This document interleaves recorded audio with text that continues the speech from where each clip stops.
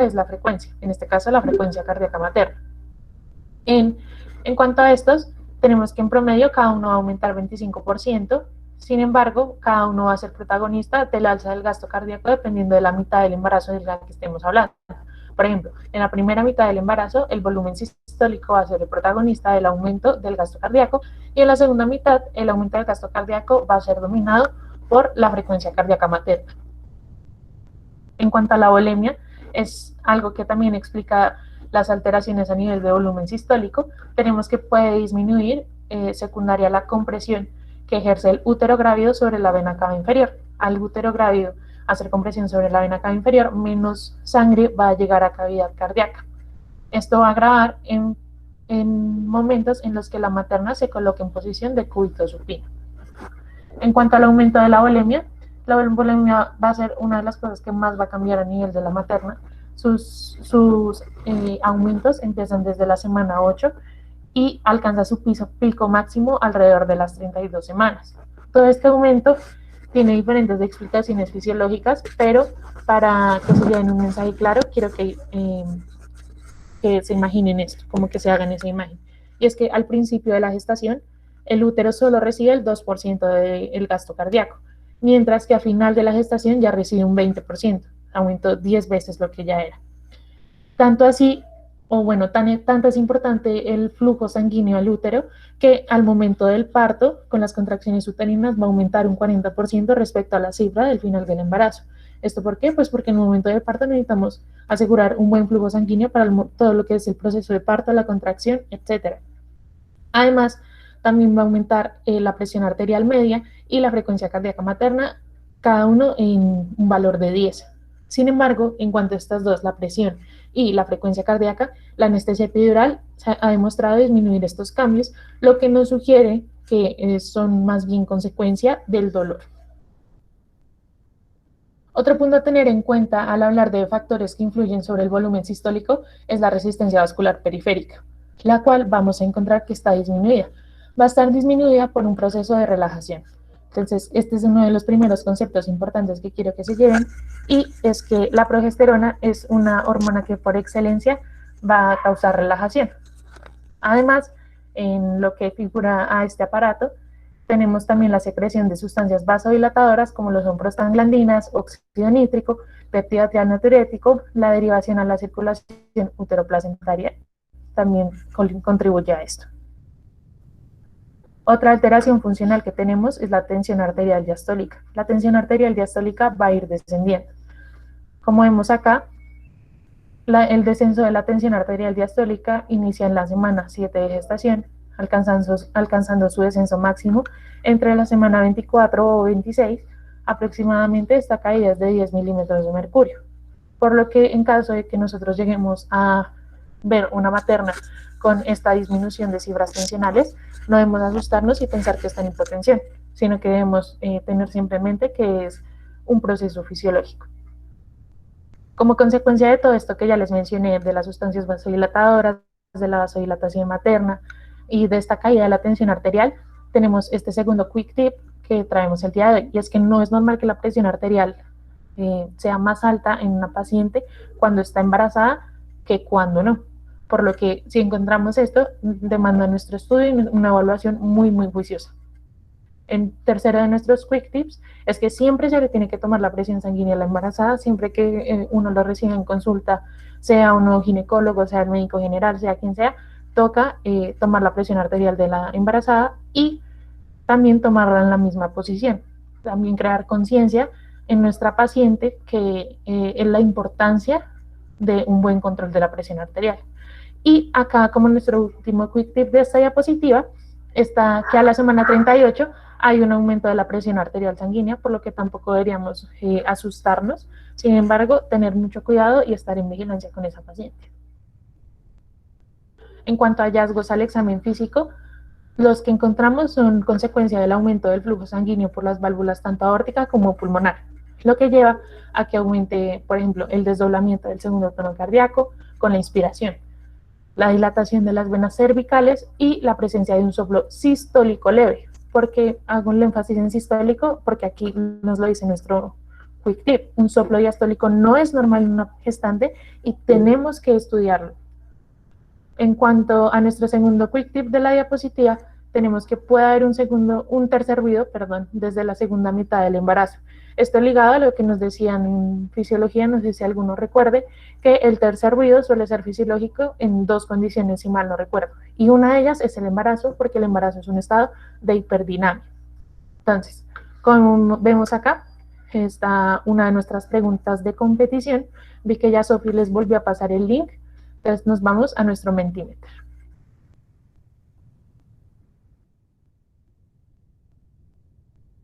Entonces vamos a esperar ahí a que la gente se una. Les recomiendo, las preguntas de competición las vamos a estar presentando muy seguido, entonces hagan lo posible porque no se les cierra el Menti, así de pronto no tienen el riesgo de que no alcancen a abrirlo o algo así para una pregunta.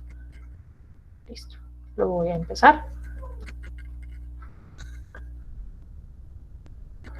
El gasto cardíaco materno es en decúbito lateral izquierdo que en decúbito supino. Entonces quiero ver qué opinan acá, si es mayor, menor o igual.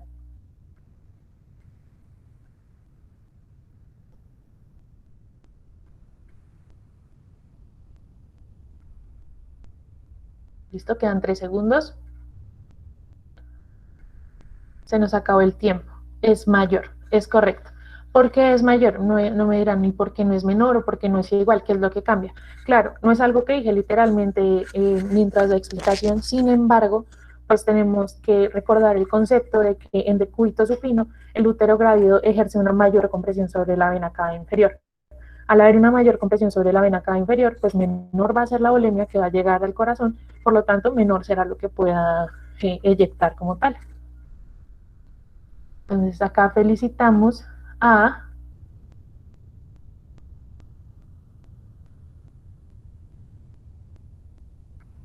María Paula Acevedo por ir en el lugar número 1 y ser la más rápida en esta pregunta.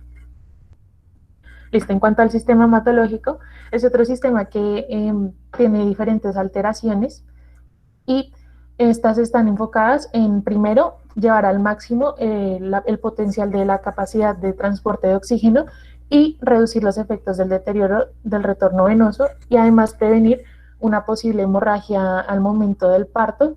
En cuanto a alteraciones anatómicas, pues tenemos ya por una parte lo que es el aumento de la volemia, como vimos es algo muy importante. Sin embargo, hay algo característico de este sistema y es algo que debemos a la acción estrogénica. El estrógeno lo que hace es promover la coagulación, esto mediante dos cosas. En primer lugar, va a aumentar factores procoagulantes, como es el fibrinógeno, el factor 2, 7, 8, 9 y 10 hasta en un 50% de los valores comparados a una mujer no embarazada, y va a disminuir nuestros anticoagulantes fisiológicos como la antitrombina 3, proteína C y S, lo que nos lleva a decir que el embarazo es un estado de hipercoagulabilidad. Esto hace que la mujer embarazada sea 2 veces, tenga el doble de riesgo de tener un evento tromboembólico y que incluso en el periodo de puerperio llegue a ser 5.5 veces mayor que en la mujer no embarazada. En cuanto a hallazgos, está una clara presencia de edema. Este edema va a empeorar característicamente con climas calurosos y en verano y al término de la gestación, por eso acá como un punto de meta o algo así. En cuanto a la localización de este edema, el edema tiende a aparecer más que todo en lo que corresponde a cara, piernas, tobillos y pies. Hay otro concepto muy importante que es el de anemia fisiológica. La anemia de la hemodilución materna por el aumento de volumen plasmático. Entonces, acá vemos, al inicio de la gestación, pues vemos que están como equiparados lo que es glóbulos rojos con el plasma.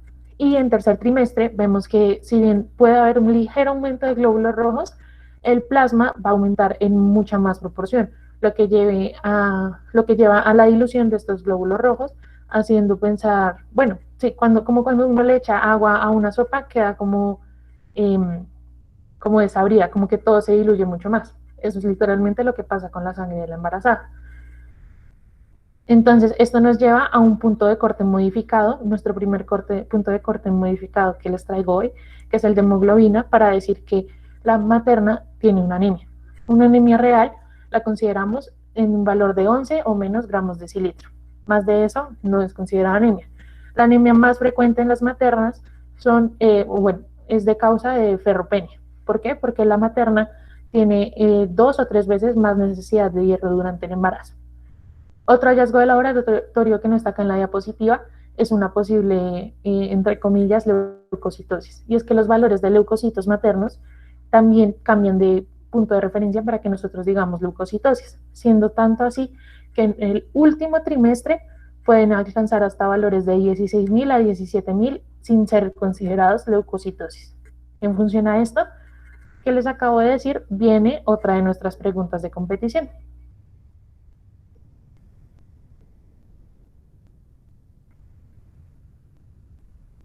Listo, ya están llegando más personas acá al Mentimeter. Entonces empezamos. Esta es una mujer de 38 semanas con resultados de hemoglobina de 10 y leucocitos en 15.000. La interpretación de estos paraclínicos es que están normales, que es anemia y leucocitosis, que es solo anemia o que es solo leucocitosis.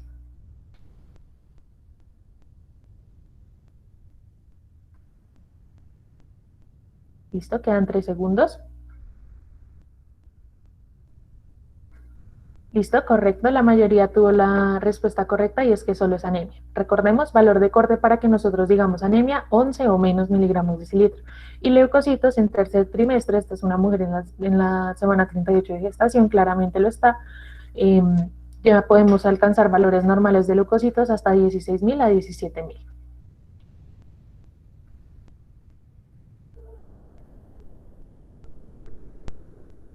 Listo. Por ahora va ganando. Esto está muy reñido. Lady. Lady, si llegas a ganar, te recomendamos nos dejes en el chat o guardes un pantallazo y nos lo mandes para demostrar que eras tú. ¿Listo? Gracias. Y felicitaciones a Nicolás por ser el más rápido. El aparato respiratorio también es uno de los aparatos protagonistas de la materna. Y esto se debe a la acción de esta hormona que traemos acá en una estrella dorada porque es la gran protagonista de los cambios a nivel de este sistema y es la progesterona. La progesterona lo que hace es aumentar la sensibilidad de los quimiorreceptores centrales al CO2, lo que lleva a que la materna barra mucho más CO2, significando en ella un descenso de la presión arterial de CO2, lo que nosotros conocemos como alcalosis respiratoria materna. Esto el cuerpo no lo deja así claramente y lo que hace es intentar compensarlo mediante un aumento de la excreción de bicarbonato. En cuanto a alteraciones anatómicas, como podemos ver acá, en la línea roja representa a la mujer embarazada y la línea azul la mujer no embarazada. Como podemos ver, hay una elevación del diafragma, en promedio esta elevación es de 4 centímetros. También se va a ver como un ensanchamiento un ensanchamiento del ángulo diafragmático. Asimismo, va a aumentar el perímetro y el diámetro torácico. En cuanto a otra alteración funcional que tenemos, es el aumento de las necesidades de oxígeno. Las necesidades de oxígeno aumentan en promedio 50 cc por minuto. La mitad de ese aumento va a ser consumido por el útero grávido, el 30% por por el corazón y riñones, perdón, el 18% por músculos respiratorios y el 2% por las mamas. En cuanto a los hallazgos, si bien hay un sustrato fisiológico detrás de la disnea, que es algo muy frecuente, pueden presentarlo hasta 60 a 75% de las maternas, debemos evaluarla. ¿Por qué? Porque de pronto hay una enfermedad cardiológica o respiratoria que necesite de nuestro cuidado. También hay algo importante y frecuente que son los síntomas pseudoalérgicos o resfriados leves.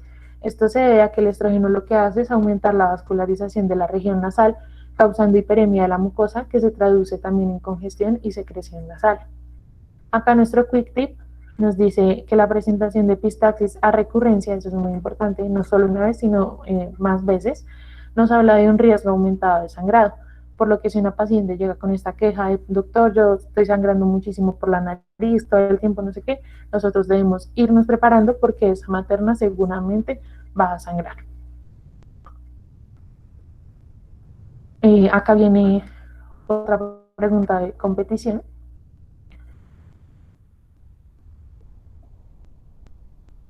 Entonces, listo, ahí estamos. ¿Cuál es el nombre de la hormona causal de la alcalosis respiratoria materna? Tienen que escribirla y tienen pues ya 10 segundos para escribirla.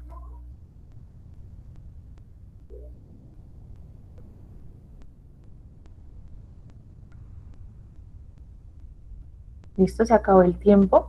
Progesterona es la respuesta correcta. Recordemos que es la progesterona la que disminuye, la que aumenta la sensibilidad de los quimiorreceptores centrales al CO2, haciendo que se barra mucho más.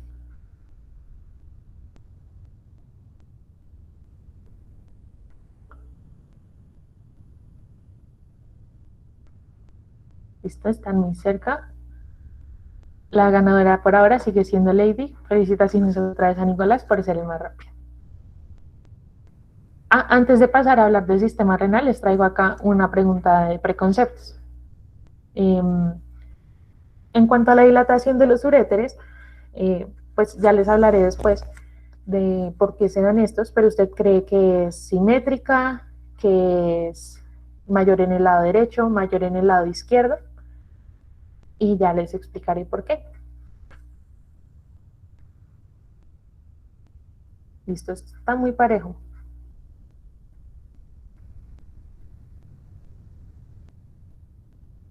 Listo, pues el 55% dice que es mayor en el más del 62% dice que es mayor en el derecho, 31% en el izquierdo y 8% dice que es simétrico. La respuesta correcta es que es mayor en el derecho y ya les explicaré por qué. Entonces, en cuanto al aparato renal, tenemos múltiples cambios. Lo que él va a hacer es compensar todos los cambios que se han hecho a nivel hidroelectrolítico y ácido base por los cambios en los anteriores sistemas que mencionamos. Entonces, va a haber un aumento de flujo sanguíneo renal. Este aumento de flujo sanguíneo renal es de aproximadamente 75% y se da de manera progresiva, lo que se traduce también en un aumento de la tasa de filtración glomerular en un 50% inclusive y del gasto urinario. Entonces, ese mismo aumento del flujo sanguíneo renal va a llevar a una dilatación y a un engrosamiento del sistema urinario, lo que conocemos como, por ejemplo, en este caso, que es el aumento del tamaño de cálices y pelvis renal, lo llamamos hidronefrosis. La hidronefrosis es fisiológica únicamente hasta grado 1, por lo que si llega una embarazada con un grado mayor al grado 1, no debemos explicarlo por el embarazo, sino que debemos estudiarlo. El aumento del tamaño de los uréteres lo conocemos como hidrouréter, y aquí pues les voy a explicar los diferentes factores que influyen sobre este proceso. En primer lugar, está la acción hormonal. La progesterona, como ya les había dicho, es la hormona que relaja todo. Entonces, en este caso, va a relajar los uréteres causando hipomotilidad. Entonces, ahí tenemos el mecanismo hormonal por el que se va a extender. Primero. Segundo mecanismo hormonal por el que se va a extender. Va a relajar también, o bueno, va a reducir el tono vesical, por lo que va a haber mayor volumen residual, más volumen en el uréter, más distensión.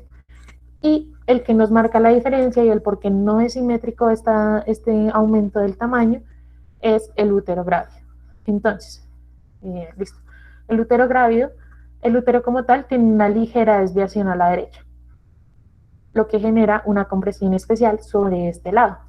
Entonces, al generar mayor compresión acá, pues mayor presión hará, mayor dilatación habrá. Además, al haber, supongamos que este es el útero, ¿no? Al haber una compresión especial al lado derecho, también va a aumentar la presión del plexo venoso ovárico, contribuyendo también a esta dilatación. Entonces, esa es la razón por la que la dilatación es mayor en el uréter derecho que en el uréter izquierdo. Entonces, ya reuniendo todo esto que les dije, una disminución del tono vesical, un aumento del volumen residual y una hipomotilidad de los uréteres hace que estas pacientes sean más susceptibles a infecciones del tracto urinario. Y pues por la misma compresión del útero va a estar aumentada la frecuencia urinaria, claramente. En cuanto a hallazgos, pues está la poliaquiuria, que literalmente lo acabamos de decir. Si bien es fisiológica y tenemos todas las razones para pensar que es normal, pues de nada nos cuesta mandar un parcial de orina y descartar que haya la presencia de una infección de vías urinarias. También 20% de las maternas presentan incontinencia de esfuerzo. La materna que presenta incontinencia de esfuerzo tiene un riesgo especial para padecer pielonefritis y bacteriuria asintomática. Entonces también echarle ojo y estar pendientes de la materna. En cuanto a laboratorios, tenemos un descenso de valores de de referencia en sangre como de creatinina y de urea. En cuanto a creatinina, de un valor de 0,8 a 1 en promedio, pasamos a un valor de 0,5 a 0,6. Y los valores de urea bajan también hasta niveles de 8 a 10. En cuanto a la creatinina, muy importante para vigilar la función renal de la paciente, ya que si, por ejemplo, está de 0,8 o mayor, que es nuestro nuevo punto de corte para la materna, debemos sospechar de injuria renal. Como quick tip, tenemos que en función a lo que les he explicado, la proteinuria no es y no debe ser explicada por el embarazo y que todos los componentes del sistema renina, angiotensina, aldosterona van a estar aumentados durante el embarazo. Entonces ustedes me dirán, pero ¿cómo así? ¿Cómo así que todos los componentes van a estar aumentados? Incluso llegan a estar aumentados hasta 10 veces. Y la presión arterial no se va a elevar. Y claro, ambas cosas son ciertas y pueden coexistir. Lo que pasa es que una materna sana no va a presentar elevaciones de cifras tensionales porque es resistente a este aumento. Y aquí se acerca una pregunta de competición.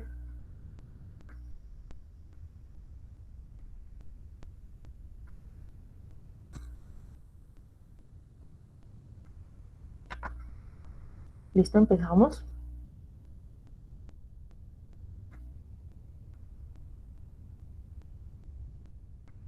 Es una mujer de 37 semanas de gestación con resultados de creatinina en sangre de 1. La interpretación de estos paraclínicos es normal dentro de los valores de referencia, está disminuida por la hemodilución materna o está aumentada para una mujer embarazada y debemos sospechar de injuria renal.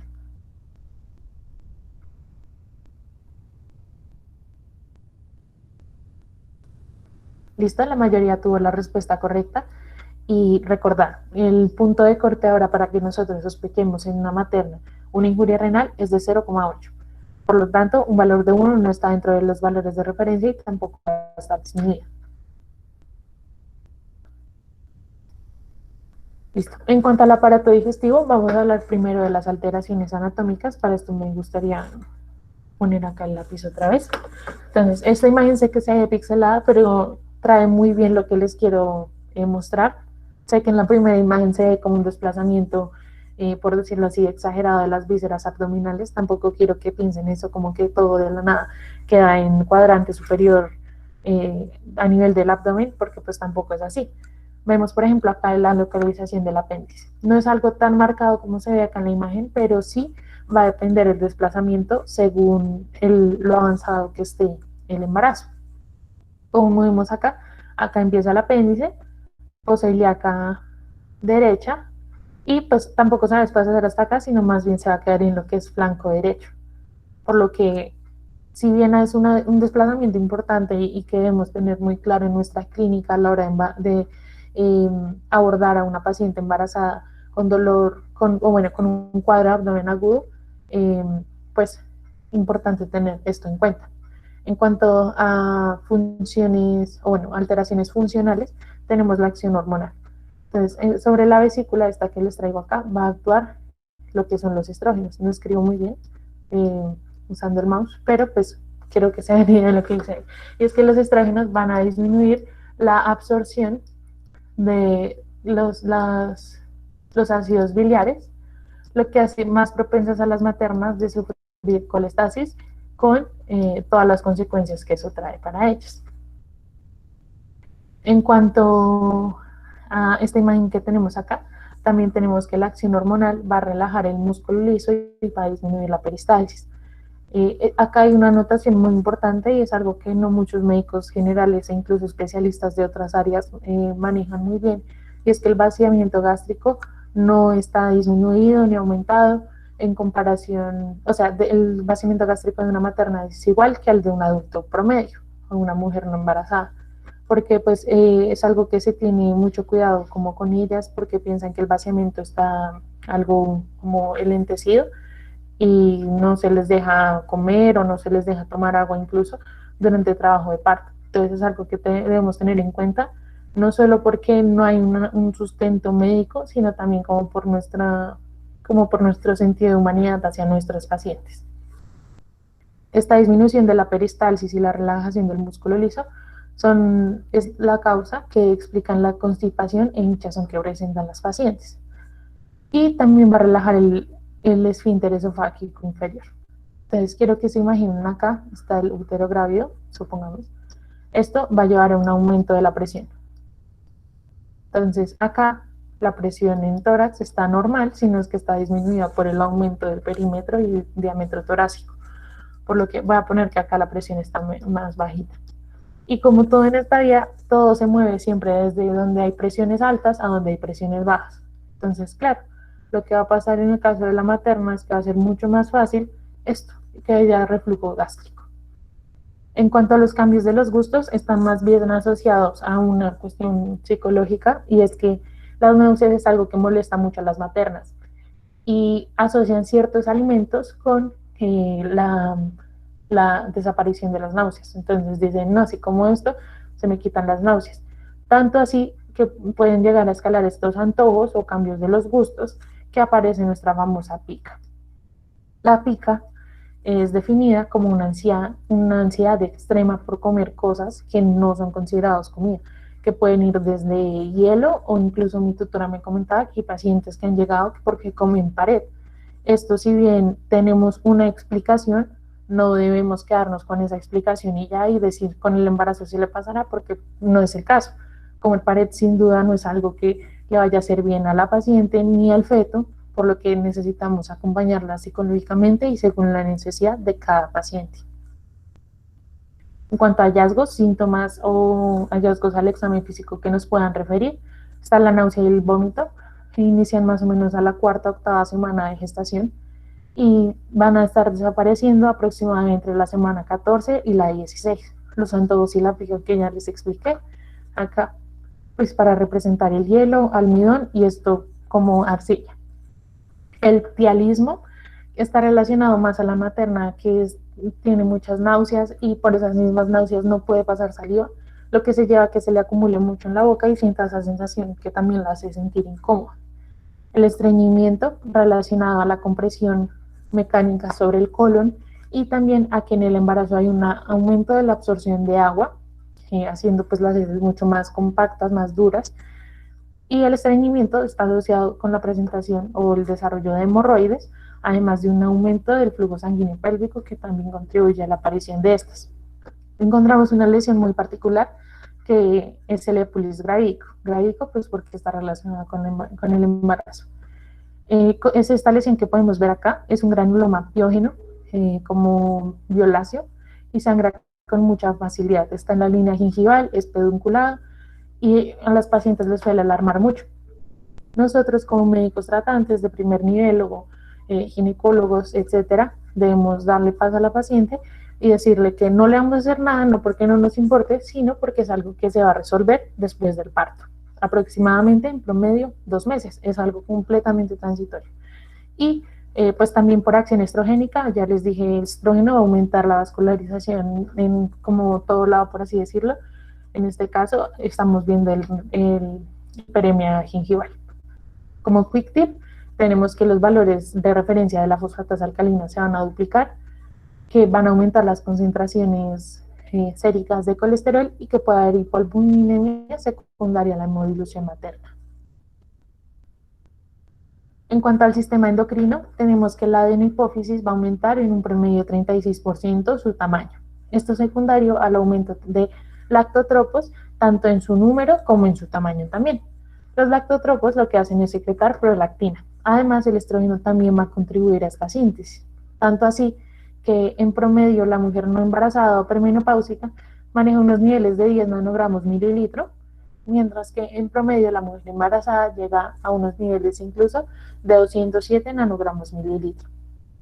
Como quick tip, acá tumores hipoficiarios. No quiero que piensen como, ay no, el tumor hipoficiario aumenta con el embarazo o como que el embarazo aumente su incidencia, porque no es así.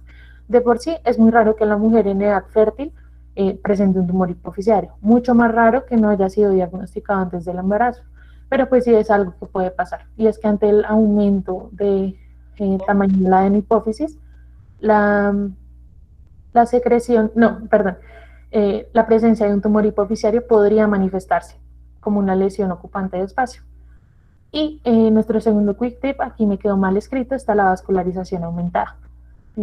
Esto es clínicamente relevante por algo que hablaremos en una charla futuro, está relacionado a la presentación de síndrome de Sheehan, que si no saben qué es, se los dejo de tarea para nuestra charla en el futuro. En cuanto a la tiroides, tenemos que la tiroides aumenta de su tamaño sin llegar a ser considerada tiromegalia o óseo. Y hay comportamientos muy particulares de estas hormonas, y es que si se dan cuenta, hay un pico de T4 libre, acá en esta parte.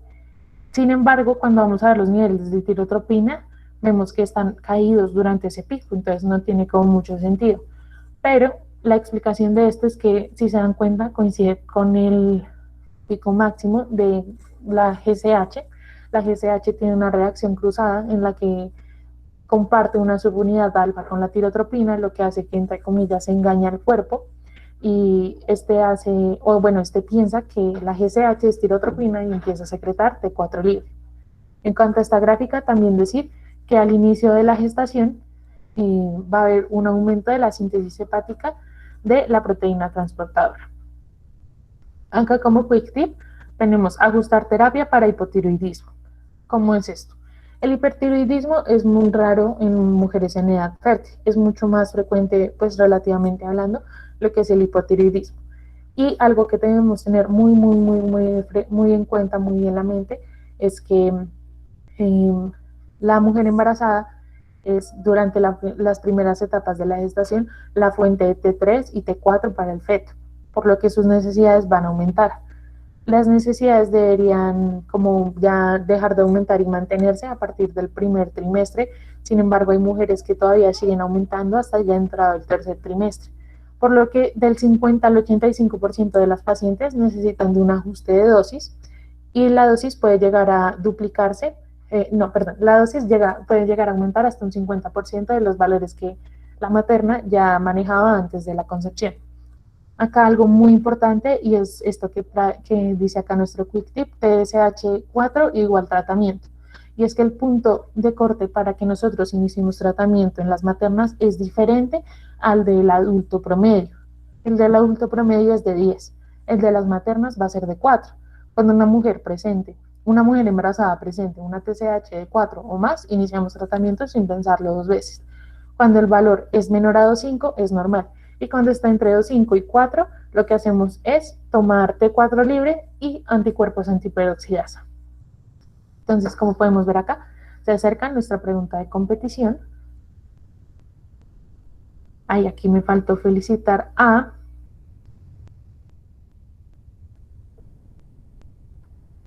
Nicolás, queda de primero, sin duda. Sí.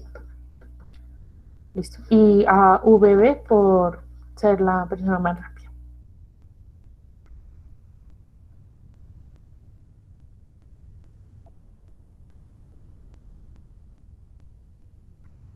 Listo. Vamos a empezar con la pregunta.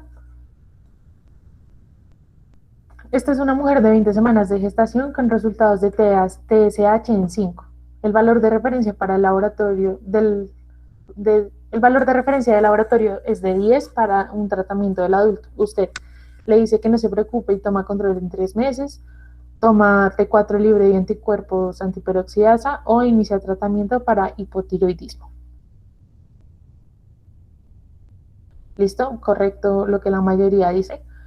Recordar que el punto de corte ahora para las maternas para iniciar tratamiento de TSH, el punto de corte de TSH para iniciar tratamiento en las maternas es de 4. No lo negociamos e iniciamos así. Si es entre 2,5 y 4, tomamos T4 libre y anticuerpos, y pues sin duda no debemos decirle que no se preocupe y tomarle un control en 3 meses. Entonces aquí, pues Nicolás sigue primero y fue el más rápido. Felicitaciones. En cuanto al metabolismo de carbohidratos, en primer lugar, tenemos que el embarazo tiene un potencial diabetogénico. Esto es porque hay una disminución de la respuesta de la insulina con una consecuente elevación de la glicemia. Perdón, cambio acá. Con una consecuente elevación de la glicemia y elevación de la insulinemia. Todo esto consecuencia del aumento del lactógeno placentario. El lactógeno placentario va a ser secretado en función a la placenta, como lo dice su nombre, por lo que mientras más avanzada está la gestación o, por ejemplo, más avanzada está el embarazo, mayor va a ser el lactógeno placentario. Por lo tanto, entre más avanzada la gestación, más riesgo de diabetes va a tener nuestra paciente. En cuanto a lípidos, me gustan mucho estas imágenes porque son muy ilustrativas, y es que durante la primera mitad, o bueno, sí, durante la primera mitad del embarazo, lo que el cuerpo va a intentar hacer es ahorrar todas las grasas, aumentar la reserva adiposa materna, mientras que durante las últimas instancias del embarazo, lo que se hace es degradar todo eso. Empezamos con el proceso de lipólisis para sustrato energético. Y aquí en proteínas les traigo una fábrica. Esto es porque quiero que se lleven el concepto de que en el embarazo estamos constantemente produciendo proteínas de todo tipo, obviamente unas más que otras. Por ejemplo, 500 gramos de proteínas son dedicados únicamente al feto y a la placenta. 500 gramos también son agregados al útero como proteína contráctil, y así constantemente en sangre, en órganos, etc. Y acá viene una pregunta de preconceptos que quiero ver qué tan pendientes han estado de nuestro contenido de redes, y es: ¿todas las maternas deben ganar el mismo peso? ¿Verdadero o falso? Bueno, pues ya la mayoría aquí puso que falso, y esa es la respuesta correcta. Si no lo han visto, les recomiendo ver en nuestro perfil de Instagram, ujic.mng. Tenemos un post dedicado a eso, de cuánto es la ganancia de peso que debemos esperar en estas pacientes. Siempre debe haber una ganancia de peso. Claramente no es la misma meta para todas, como dice esta pregunta. Entre, por ejemplo, una paciente que se presenta con obesidad y una paciente con normopeso, claramente no deben ganar la misma cantidad. Una paciente con normopeso va a ganar más cantidad, o pues van a ser nuestras metas que gane más que una paciente con obesidad. Sin embargo, ambas deben ganar, por lo que la materna no se pone a dietas que baje de peso ni a ningún tipo de régimen. En cuanto al aparato locomotor, pues tenemos que ante esta ganancia grande de peso va a haber una alteración del centro de gravedad, lo que la materna va a compensar con una posición de lordosis. Mandan pelvis hacia atrás, espalda hacia atrás. No sé si hayan visto en películas, incluso en videojuegos, que los muestran como si caminaran así con la pelvis muy hacia adelante. Y pues claro, esto tiene una explicación, y es para mantener el centro de gravedad en las piernas. Esta lordosis, si bien las ayuda a eso, las va a ser mucho más propensas a tener lumbalgias por esa misma posición. Y la alteración del centro de gravedad las hace muy, muy propensas a caídas. Por eso es que la silla de discapacidad no está reservada únicamente para personas con discapacidad o ya de edad mayor, sino también para embarazadas. Y es porque no debemos arriesgarnos a que la materna se caiga. Tenemos que educarla sobre los riesgos que puede presentar, significar esto tanto para ella como para el feto.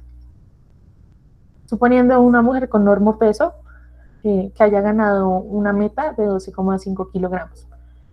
De estos 12,5 kilogramos, 3,4 van a ser del feto, 0,65 de la placenta, 0,8 kilogramos de líquido amniótico, 1 para el útero, 0,4 kilogramos para las mamas, 1,5 kilogramos representan el aumento del volumen sanguíneo y 1 kilogramo de líquido extravascular. El resto va a representar reservas adiposas maternas. Otra cosa acá que, si bien no tiene mucho que ver con el aparato locomotor, es algo muy importante que nos trae la imagen, y es la diástasis de los rectos.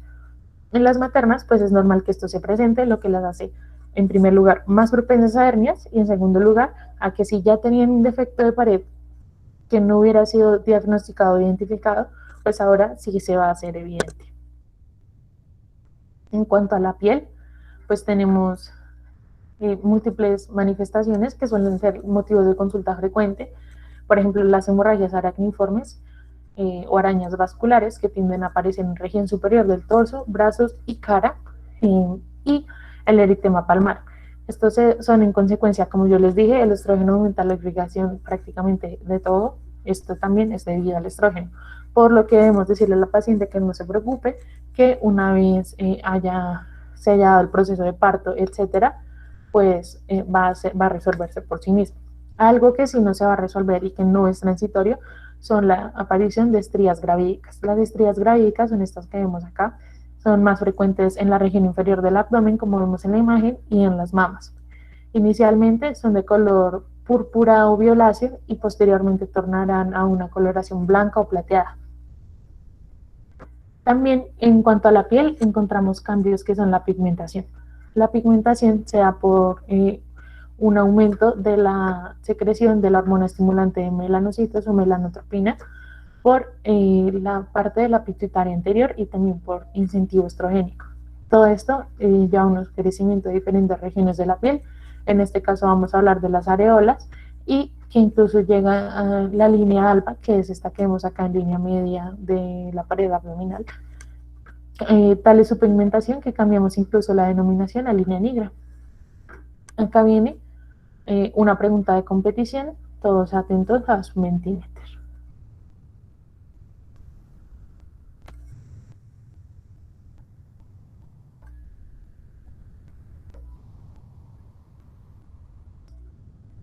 Listo, voy a empezar. Entonces, la pregunta dice, ¿cuál de estas manifestaciones no es transitoria? En primer lugar, hemorragias aracniformes, eritema palmar, estrías gravídicas o épulis gravídico.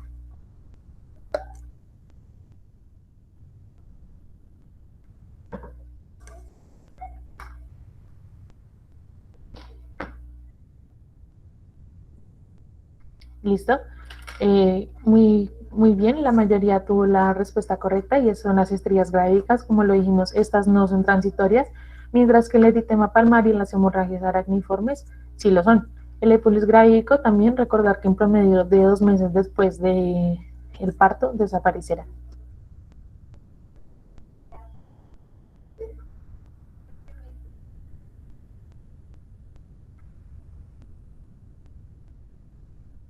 Listo, felicitamos a Nicolás, que fue el ganador. Sin embargo, creo que Nicolás también fue el ganador de nuestra actividad de quizzes, entonces de pronto el premio también se lo podamos dar a Leti.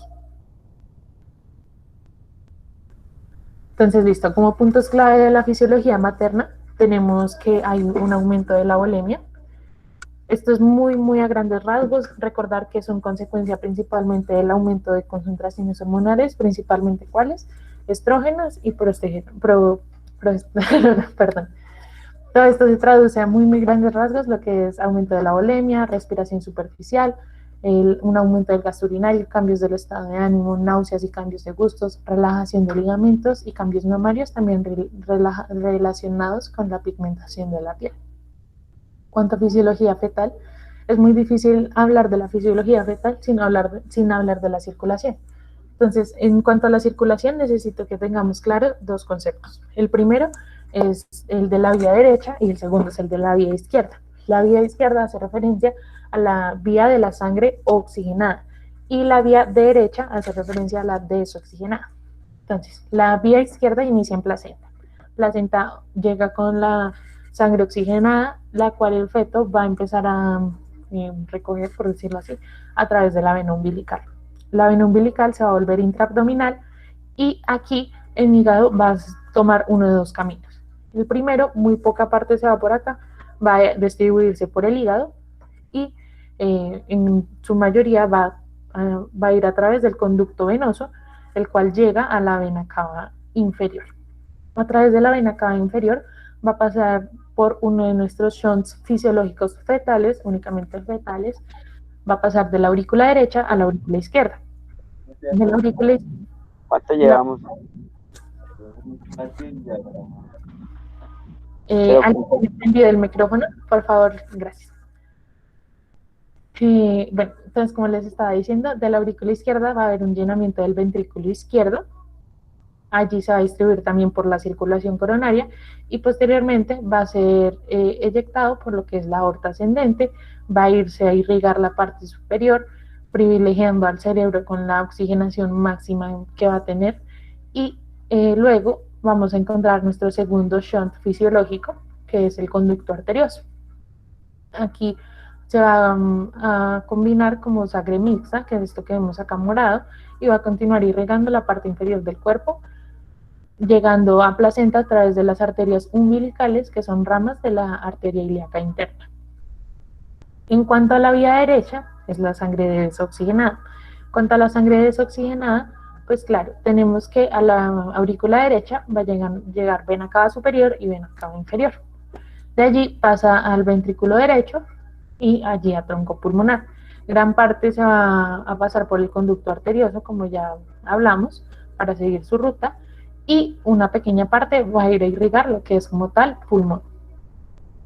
En cuanto al consumo de oxígeno fetal, tenemos que es aproximadamente 6 cc kilogramo minuto, y que la volemia va a corresponder al 10 al 12% del peso en comparación al adulto, que representa de 7 a 8% del peso. Esto es porque la mayoría de la volemia va a estar contenida en la placenta. Cuanto a la regulación, el feto va a tener mecanismos de regulación muy parecidos a nosotros, modificando frecuencia cardíaca, presión arterial, etcétera. Sin embargo, pues sus órganos privilegiados son también cerebro, corazón y, en este caso, corteza suprarrenal. En cuanto al sistema neurológico, vamos a hablar como tal de dos aspectos, la nocicepción y la audición. Esto es porque de la visión no se utiliza la visión in útero, y sobre lo que corresponde al sentido del gusto y del olfato, todavía los datos que existen son insuficientes. Entonces, la primera noción que nosotros tenemos, o bueno, indicios que tenemos sobre el sistema nociceptivo es a partir de la 8ª semana de amenorrea. En este estadio se ha demostrado que el contacto en región peribucal lleva un movimiento de retirada, lo que demuestra que hay receptores sensoriales y al menos un reflejo espinal o una mediación por parte del tálamo.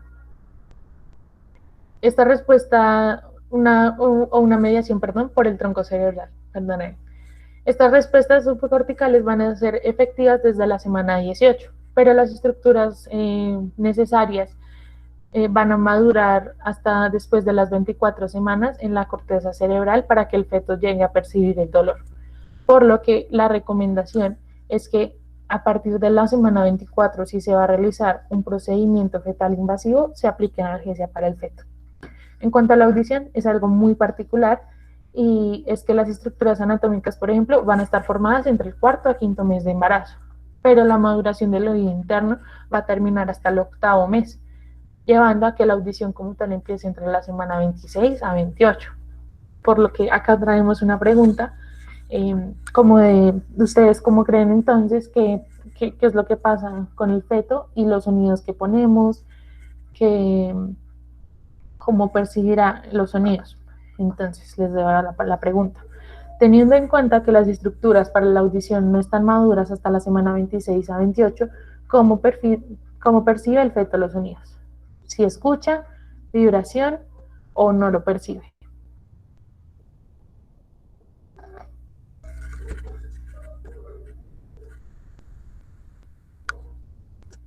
Listo, pues listo. La respuesta correcta claramente es vibración. Esto, pues ya hablamos de que el feto antes de la semana 26 a 28 sí llega a sentir, y por eso es que tampoco vamos a llegar a decirle a las pacientes que ponerle música a los bebés no sirve, o que hablarles no sirve, porque el feto al fin y al cabo sí termina percibiendo los sonidos, no escuchándolos propiamente, sino a través de la vibración.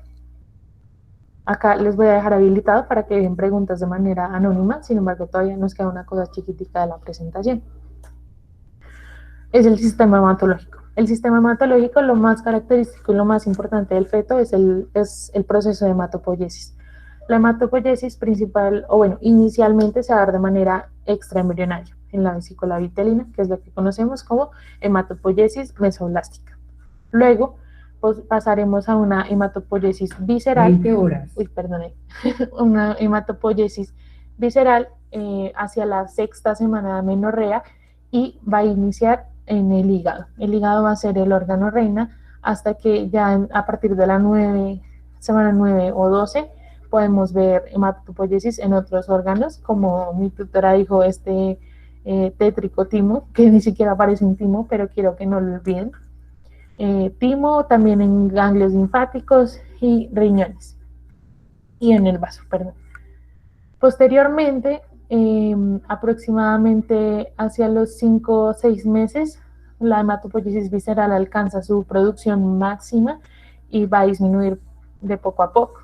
Luego, a los 4 meses, o bueno, un poquito antes, a los 4 meses va a iniciar poquito a poquito la hematopoiesis medular y su celularidad máxima, su pico cumbre va a ser alrededor de las 30 semanas de amenorrea y va a ser el lugar preponderante de formación de elementos formes de la sangre durante los 3 últimos meses de embarazo y de ahí en adelante. Como quick tip, nuestro último quick tip dice que la hemoglobina fetal es muy importante que tengamos esto en cuenta, tiene una afinidad mayor por el oxígeno que el de la hemoglobina adulta, lo que permite que haya una transferencia de oxígeno a través de la placenta. Listo, eso sería todo, muchas gracias.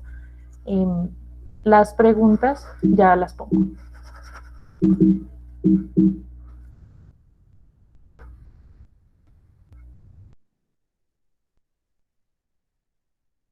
Ahí en el mismo Menti las pueden ir dejando si tienen alguna pregunta para la tutora.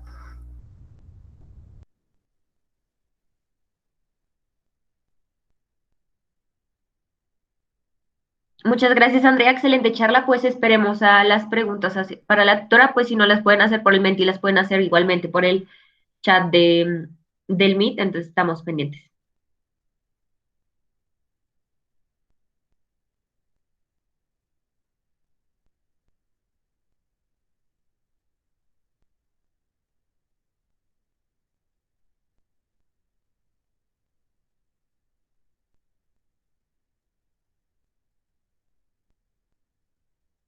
Pues tenemos una pregunta, doctora, que dice, doctora, ¿el efecto Mozart funciona? Hola muchachos, buenas noches a todos. Muchas gracias por la asistencia a la charla. Pues como ya le han mencionado al final, pues los fetos perciben mediante vibración, pero él realmente no va a reconocer qué tipo de música es decir, cualquier tipo de música que le pongan va a favorecer los estímulos antenatales, pero no hay estudios que demuestren realmente que poner Mozart o música clásica eh, como tal va a tener un efecto positivo en el desarrollo neurológico del feto. Muchas gracias, doctora. La siguiente pregunta es, en el caso de pacientes que presentan hiperemesis, creo que dice gravídica, ¿cuál sería el mejor tratamiento? Entonces, bueno, es importante mirar a qué hiperemesis gravídica nos estamos enfrentando, porque pues las maternas pueden tener hiperemesis gravídica leve, que solamente va desde la intolerancia, por ejemplo, a la comida de la mañana, que es lo más frecuente, hasta pacientes que realmente no toleran las tres comidas y cursan con trastornos hidroelectrolíticos severos. Entonces, primero debemos enfocarnos o pararnos en qué paciente estamos. Para los trastornos leves o para la hiperemesis gravídica leve, lo más recomendado es el tratamiento nutricional. Son pacientes que deben ser remitidas a nutrición eh, con pues un fraccionamiento de sus comidas. Generalmente se les indica que coman 6 veces al día, que se hidrate muy bien y que en esas 6 veces pues incluyan frutas y verduras, mayoritariamente banano y patilla, que son pues bastante buenas para disminuir la hiperemesis leve. Para las pacientes en hiperemesis moderada que requiere manejo farmacológico, hay ya compuestos en el mercado que son los que mayoritariamente usamos en estas maternas, como el Plenib, que es un medicamento que podemos formular para la hiperemesis moderada, o algunas pacientes que no, pues, no quieren tratamiento farmacológico como tal, sino algo más natural. Hay pastillas de jengibre que ya están diseñadas en el mercado listas, que también se pueden consumir para manejo de hiperemesis gravídica y en el caso de moderada, y en el caso de hiperemesis gravídica severa, la paciente siempre va a ser manejada intrahospitalariamente con manejo endovenoso, hidratación y pues lo que más usamos frecuentemente pues es la metoclopramida y si no logramos pues el escalamiento a ondansetron. Muchas gracias, doctora. Para que estén pendientes, acabo de enviar el link de asistencia por el chat del Meet. Entonces va a estar abierto hasta las 8:20, mientras respondemos las siguientes preguntas. Ah, bueno, excelente charla. Listo. Otra pregunta es, ¿todo edema en el embarazo le debemos manejar como una hipertensión? No, no todo edema en el embarazo lo debemos manejar como hipertensión. Recordemos que estos pacientes pueden tener edema relacionado con los cambios en la presión oncótica pues en la presión coloidosmótica del plasma en relación con la dilución y con el intercambio de proteínas a nivel plasmático. Estas pacientes deben tener algún otro síntoma relacionado o algún otro signo o otro síntoma relacionado. No necesariamente todo edema debe ser hipertensión, pero sí debemos vigilar a las pacientes y debemos saber diferenciar pues cuándo es patológico y cuándo no. Entonces una paciente que nos llega con edema, pero también nos dice, no, doctora, veo luz, o doctora, veo luces, escucho pitos, tengo dolor de cabeza, o este edema lleva mucho tiempo, o este edema no resuelve cuando levanto las piernas cuando estoy acostada, o llega a la consulta, no tiene síntomas, pero tiene la tensión elevada para la edad de la paciente, tanto en prehipertensiva como estadio 1 o estadio 2, pues ya debemos empezar el manejo como una hipertensión.